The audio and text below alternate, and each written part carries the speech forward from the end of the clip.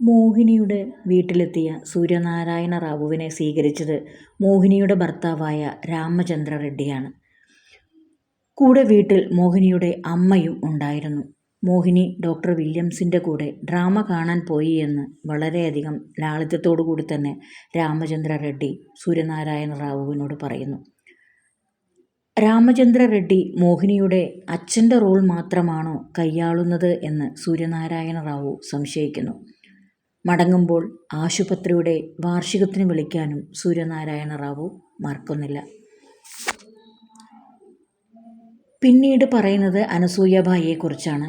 അനസൂയബായി മധ്യവയസ്കയാണെങ്കിലും അതിസുന്ദരിയായിരുന്നു. നന്മ ചെയ്യാനുള്ള വ്യഗ്രത ആ മുഖത്ത് എന്നും കളിയാടിയിരുന്നു. പാട്ടുപാടി ഒരുപാട് ധനം ആർജിച്ചെങ്കിലും ദാനശീലം അവരെ നിർധന ആക്കിയിരുന്നു.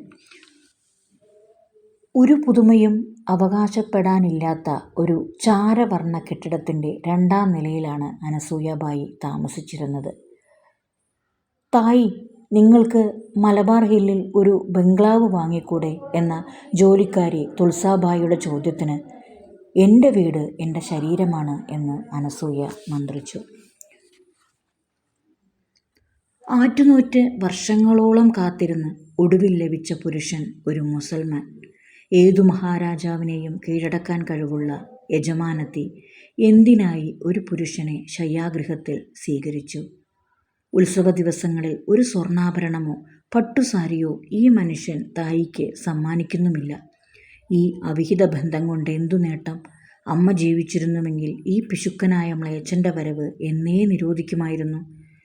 കറുത്ത മണ്ണും വെളുത്ത മണ്ണും ഉത്ഭവിക്കുന്ന കാർവാർ എന്ന ദേശത്തു നിന്ന് അനസൂയയുടെ മുത്തശ്ശി ചേക്കേറി നഗരത്തിലെത്തിയത് തൻ്റെ ഏക സ്വത്തായ സ്വരമാധുരി മാറോടണച്ചുകൊണ്ടായിരുന്നു. പാട്ട് കേൾക്കാൻ വന്നിരുന്നവർക്ക് അമൃത് കോക്കം പരിചാരികന്മാർ ഒഴിച്ചുകൊടുത്തു. ചില വിശേഷ ദിവസങ്ങളിൽ ബാങ്ക് അമ്മിയിലിട്ടരച്ച് തണുത്ത പാലിൽ പിസ്ത ചേർത്ത് കലക്കി സന്ദർശകർക്ക് കുടിക്കുവാൻ കൊടുക്കുമായിരുന്നു. ആ പാനീയത്തിന് തണ്ടായ് എന്നായിരുന്നു പേര്. പാട്ടുപാടി പാരിതോഷികങ്ങൾ നേടിയെടുത്ത ഒരു കുടുംബമായിരുന്നു അനസൂയബായിയുടേത്. പക്ഷേ ഡോക്ടർ സാദിഖ് അലിയുടെ പ്രഥമ ദർശനത്തിന് ശേഷം ആ വീട്ടുവാതിൽ മറ്റു സന്ദർശകർക്കായി കൊട്ടിയടയ്ക്കപ്പെട്ടു. അതിനെപ്പറ്റി ഓർക്കുമ്പോൾ അനസൂയയ്ക്ക് അത്ഭുതം തോന്നാറുണ്ട്. സാദിഖ് അലിയുമായി പ്രേമബന്ധത്തിലായത് വെറുതെ അനസൂയബായി ഓർത്തു നോക്കുന്നു. ഏതോ ജീവിത കാലഘട്ടത്തിൽ അനസൂയബായിക്ക് രക്തസ്രാവം പിടിപെടുകയും അതിനായി ഒരു സർജറിക്ക് തയ്യാറാവണമെന്നും മോഹിനി റെഡ്ഡി കർക്കശമായി അനസൂയബായിയോട് പറയുന്നു. തൻ്റെ സംഗീത പരിപാടികളെല്ലാം മാറ്റിവെച്ച് അനസൂയബായി ശസ്ത്രക്രിയയ്ക്ക് തയ്യാറാവുന്നു. ശസ്ത്രക്രിയയുടെ വേളയിൽ അനസൂയബായിയുടെ ഗർഭപാത്രം നീക്കം ചെയ്യുകയും ചെയ്യുന്നു. തൻ്റെ സ്ത്രീത്വം പോവുമോ എന്ന പേടി തീർച്ചയായും അനസൂയബായി അനുഭവിക്കുന്നു. ശസ്ത്രക്രിയയ്ക്ക് ശേഷം സാദിഖ് അലി അനസൂയബായിയുടെ വീട് സന്ദർശിക്കുകയും പാട്ടുപാടാൻ ആവശ്യപ്പെടുകയും ചെയ്യുന്നു. അവിടെ നിന്നുമാണ് ഒരു പുതിയ ജീവിതാധ്യായം അനസൂയബായിയുടെയും സാദിഖ് അലിയുടെയും ജീവിതത്തിൽ സംഭവിക്കുന്നത്.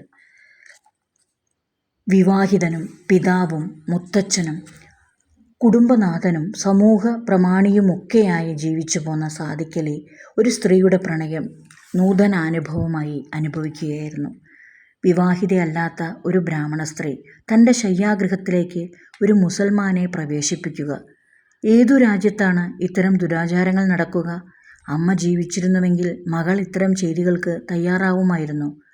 പരിചാരികയുടെ ക്രോധം അനസൂയ സഹിച്ചു, അവഗണിച്ചു. എനിക്കദ്ദേഹം ഭർത്താവാണ്, അവൾ പറഞ്ഞു. എന്നാൽ ഒരു മംഗൾസൂത്രം വാങ്ങിക്കൊണ്ടുവന്ന് കഴുത്തിൽ കെട്ടാൻ പറയുക. തുൾസാബായി അട്ടഹസിച്ചു. അടുക്കളയിൽ പാത്രങ്ങൾ നിലംപതിക്കുന്ന ശബ്ദം ഉയർന്നു.